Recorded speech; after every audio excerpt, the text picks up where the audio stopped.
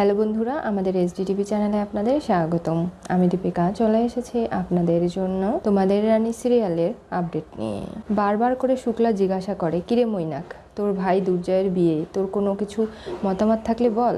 আমার সেগুলোতে কোনো ইচ্ছে নেই। মাধুরী, তুমি আমাকে 1 কাপ চা ঘরে পাঠিয়ে দিও, আমি সেখানে যাচ্ছি। আর মা, তোমরা যা কিছু ভালো মনে করো সেটাই করো, আমাকে আর জিজ্ঞাসা করো না। আমি এসব কোনো কিছুই মানতে পারছি না। ঠিক আছে বড় বৌমা, আমিও তাহলে ঠাকুর ঘরে যাই, পঞ্জিকাটা আমাকে দিয়ে দাও। আর তোমরা দেখো কি করবে করে নাও। ওদিকে দূরে দাঁড়িয়ে রানী নানাভাবে সমস্ত কথা শুনে ফেলে। দাঁড়িয়েই আছে সে। তখনই পিঙ্কি অনিশার পাশে গিয়ে বসে আর বলে, কি ব্যাপার, আজকে তোমার বিয়ের কার্ড সিলেক্ট করা হয়ে গেল, বিয়ের দিন তারিখ ঠিক হলো, নিশ্চয়ই তুমি খুব খুশি অনিশা? হ্যাঁ, তবে তোমার সঙ্গে আমার কিছু ইম্পর্টেন্ট কথা আছে বড় বৌদি, যেগুলো এখানে বলা যাবে না। চলো না তোমার ঘরে গিয়ে আলোচনা করি। ঠিক আছে চলো। তুমি বুঝতে পারছো, কেউ বা কারা এসে বলেছে যে রানীর মতো দেখতে একজন ডক্টর যে বস্তিতে গিয়ে নানাভাবে ট্রিটমেন্ট করেছে বিনা টাকায়, আর সবাই খুব খুশি, তারা খোঁজ করতে রানীর এই বাড়িতে এসেছে। এমনকি ছবিটা দেখে মনে হচ্ছে ওটা রানী। আর তুমি বুঝতে পারছো, এই বাড়িতে শম্পা যেভাবে ঘোমটা টেনে রয়েছে, আমার ওকে দেখে খুব সন্দেহ মনে হচ্ছে। ও কি কোনো কারণে এই সব কিছুর সাথে যুক্ত নয় তো? বাড়িতে মেয়েরা রয়েছে, তাদের সামনে কেন এত ঘোমটা টেনে থাকতে হবে? তুমি বিনু, পুনু, এমনকি বাড়ির বাকি মহিলাদের ডাকো, আজকে আমি ওর মুখ দেখেই ছাড়বো। থাক না, ও তো জানিয়ে দিয়েছে ওর স্বামী কারো সামনে মুখ দেখানো পছন্দ করে না। কাজ করবে তাই ঘোমটা টেনে, সেটাই তো স্বাভাবিক। তাহলে তুমি কেন এগুলো নিয়ে বাড়াবাড়ি করবে আনিশা? কারণ আমাকে তুমি একটু ব্যবস্থা করে দাও, ওই মেয়েটাকে ডেকে আনো শম্পাকে, তারপর আমি ওর সঙ্গে কথা বলছি। কি ব্যাপার শম্পা, তোমার বরের সঙ্গে আমি কথা বলতে চাই। আপনাদের কি হয়েছে বলুন তো? এরকম আচরণ আমার সঙ্গে কেন করছেন? কারণ আমি তোমাকে খুব সন্দেহ করছি। তোমার এই ঘোমটার পেছনে থাকা মুখটা আমি দেখতে চাই। এসব কি? তেরে গিয়ে ঘোমটাটা তোলার যখনই চেষ্টা করে, বলে, ঠিক আছে, আমি আমার স্বামীর নাম্বার আপনাকে দিচ্ছি। আঁচলে বাঁধা থাকা নাম্বারটা দিয়ে দেয় অনিশাকে।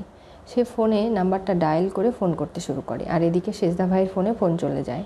সে ঘরে গিয়ে দরজা বন্ধ করে দেয়। দেবু বলে, কি হয়েছে, দরজা কেন বন্ধ করছো? বুঝতে পারছো না অনিশার সন্দেহ হয়েছে, সে আমাকে ফোন করছে, নানাভাবে শম্পার স্বামী হিসাবে আমাকে কথা বলতে হবে। কি ব্যাপার, কে বলছেন আপনি? দেখুন, আমি শম্পা যে বাড়িতে কাজ করে সেখান থেকে বলছি। কেন, ও কি কোনো কিছু ঘটিয়েছে নাকি? না, তবে ওর সম্পর্কে আপনার সঙ্গে আমার কিছু কথা আছে। আপনি যেদিন সময় পাবেন সেদিন এই বাড়িতে এসে দেখা করে যাবেন। আসলে টাকা পয়সা নেই তো, খুব অভাবে রয়েছি, তাই বউটাকে কাজ করতে পাঠিয়েছি। আপনারা চিন্তা করবেন না, আমার বউ খুব ভালো মানুষ, ও কোনো ক্ষতি কারো করবে না। অনিশা ফোন রেখে দেয়। তারপরেও কোনোভাবে সে বিশ্বাস করতে পারছে না। কি ব্যাপার, আমার বরের সঙ্গে কথা বলা হলো তো, এবার আপনার বিশ্বাস ফিরলো? না, তাও ফেরেনি। আমি যেটা বলেছি সেটা আমি করেই ছাড়বো। তুমি কি ভেবেছো এরকম করে পার পেয়ে যাবে? মুখটা দেখাও বলছি। এই বলে নানাভাবে জোর করতে থাকে শম্পাকে। বলে, আমি আজকে তোমার মুখ দেখেই ছাড়বো। পিঙ্কি বলে, এইসব করো না, ও অনেক ভালো কাজ করছে। যদি কোনো কারণে পরিবারের কারোর সামনে এই কথাগুলো বলে তাহলে কিন্তু অনেক বেশি ঝামেলা হবে। আমি একদিন বলেছিলাম বলে সবাই আমার উপর রেগে গিয়েছিল, আর তারপরেও কাজ ছেড়েও চলে যেতে চেয়েছিল। ওর স্বামী না করেছে ওকে, তারপরেও তুমি কেন এগুলো বাড়াবাড়ি করছো অনিশা?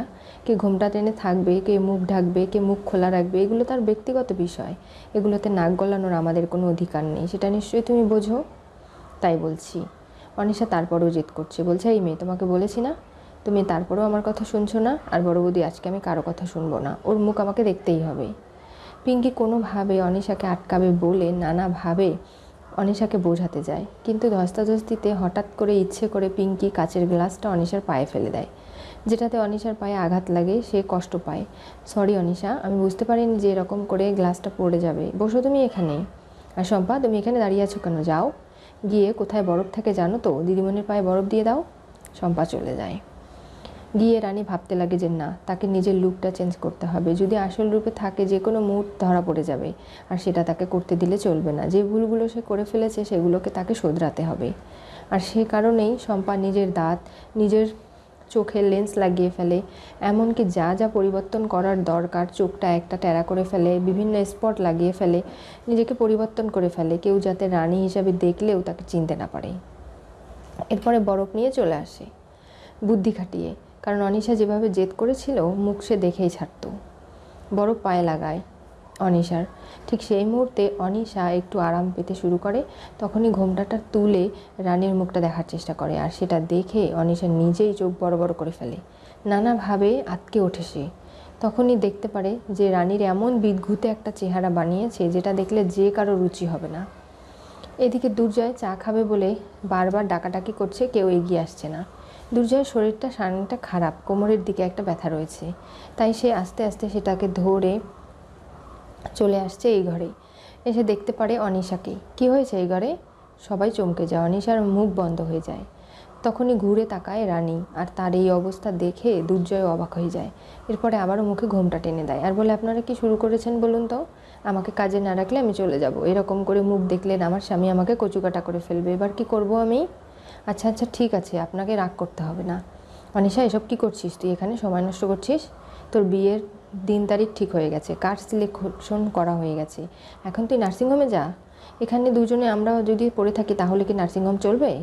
ঠিক আছে, আমি এক্ষুনি যাচ্ছি। এই বলে অনিশাকে বের করে দেয় রুম থেকে, আর বলে, শম্পা আপনি মন খারাপ করবেন না, আমি ঠিক করে আপনার মুখটাও দেখিনি, এতটাও আপনাকে কোনোভাবে কষ্ট পেতে হবে না। এরপরে দুর্জয় চলে যায়। যখন শম্পা সমস্ত কিছু নিয়ে বরফের বাটিটা চলে যাবে, পিঙ্কি দরজাটা ঘরের ভেতর দিয়ে লক করে দেয়। তখনই রানীর হাত থেকে ট্রেটা নিয়ে রেখে দেয়। রানী চমকে যায়, বলে, ঘোমটাটা সরাও বলছি। তুমি তো রানী, তাই তো? রানী অবাক হয়ে যায়, বলে, দেখো আমি 2 দিন থেকে তোমাকে ফলো করছি, আমার তোমার উপর আগে থেকেই সন্দেহ হয়েছিল। সেদিন তুমি বাড়ি থেকে বেরিয়ে ব্লুহার্ট নার্সিংহোমে গেলে, সেখানে ওয়াশরুমে গিয়ে রানীর শাড়ি পোশাক আশাক পরে তুমি পাশে একটা বস্তিতে গেলে যেখানে বিনা টাকায় তুমি রুগী দেখেছো। সেখানে আমি কিছু ছবি ভিডিও করে রেখেছি। এমনকি সেখান থেকে তারপরে তুমি ফিরে এলে বাড়িতে, তার জন্যই আমি তোমাকে প্রশ্ন করেছিলাম যে তুমি কোথায় ছিলে, কি করে গেলে ওই ব্লুহার্ট নার্সিংহোম যেখানে দুর্জয়ের হাসপাতাল।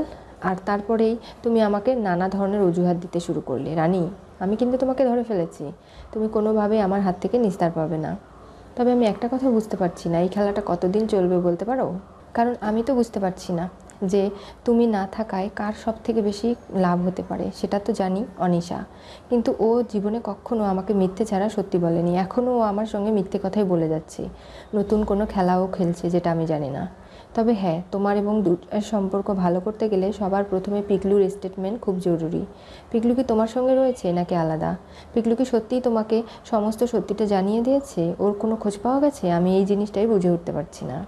রানী অবাক হয়ে যায়, বলে, পিঙ্কি বৌদি এত কিছু কী করে জানলো? তার মানে ওকে আমার পেট থেকে সমস্ত কথা বের করে নিতে চাইছে অনিশাদিকে বলবে বলে, নাকি ও সত্যিই ভালো হয়ে গেছে? দেখো রানী, আমি যেদিন বুঝতে পারলাম যে তুমি বেঁচে আছো তখনই আমার চোখ দিয়ে জল পড়েছিল। আমি কখনো চাইনি তোমার বড় ক্ষতি হয়ে যাক। নিজের মধ্যে নিজেকে একটা গিল্ট ফিলে আমি আটকে রেখেছিলাম, কিন্তু এখন মনে হচ্ছে যে না। রানী, তুমি কেন এগুলো করছো আমি জানি না, তবে তোমার সঙ্গে আমি রয়েছি। আমিও চাই অনিশার মুখোশটা সকলের সামনে খুলতে, কোনোভাবেই দুর্জয়ের জীবনটা যেন ক্ষতিগ্রস্ত না হয়। আমি এতদিনে এটা বুঝেছি, যেভাবেই হোক না কেন অনিশা সব সময় দুর্জয়ের ক্ষতি করার জন্য উঠে পড়ে লেগেছে। কিন্তু তুমি রানী কখনো দুর্জয়ের ক্ষতি করবে না। আর দুর্জয় সারা জীবনে যত ভালো কিছু করেছে সব কিছু তোমার জন্যই পেরেছে, তাই আমিও কখনো চাই না এই বিয়েটা হোক। তবে অনিশা বিয়েটা নিয়ে খুব আনন্দে রয়েছে। আজকে সব কিছু সঠিকভাবে ও সব কাজ করে নিয়ে চলে গেল, তবে তারপরে ওকে আমার বিশ্বাস নেই। ও যে কোনো মুহূর্তে যাই কিছু করতে পারে। তবে তোমার যদি কোনো হেল্প লাগে আমাকে অবশ্যই বলবে।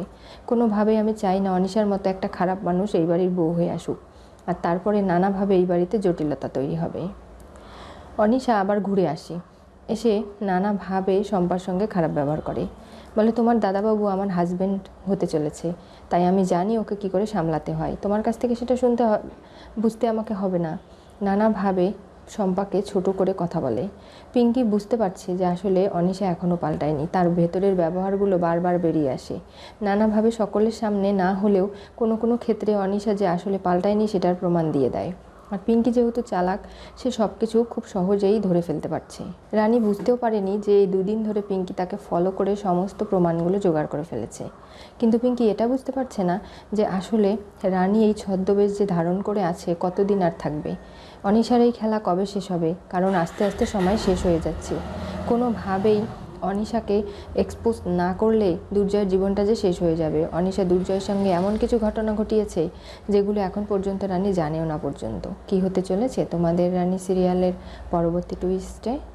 অনিশা রানীর মুখ দেখে চিনতে না পারলেও পিঙ্কি চিনে ফেলল। রানীর সঙ্গে হাত মেলালো, শাস্তি দিতে। আজকে যা কিছু হয়েছে সব কিছু কিন্তু পিঙ্কি খুব ভালো করে বুঝতে পারছে। আর নানাভাবে রানী সৎ সেটা সে জানে। কোনোভাবে রানী কাউকে ঠকানোর মানসিকতা কখনো রাখে না। কিন্তু আনিশা নিজের কাজ হাসিল হয়ে গেলে আর কাউকেই চেনে না, তাই পিঙ্কিকেও ব্যবহার করে নিচ্ছে।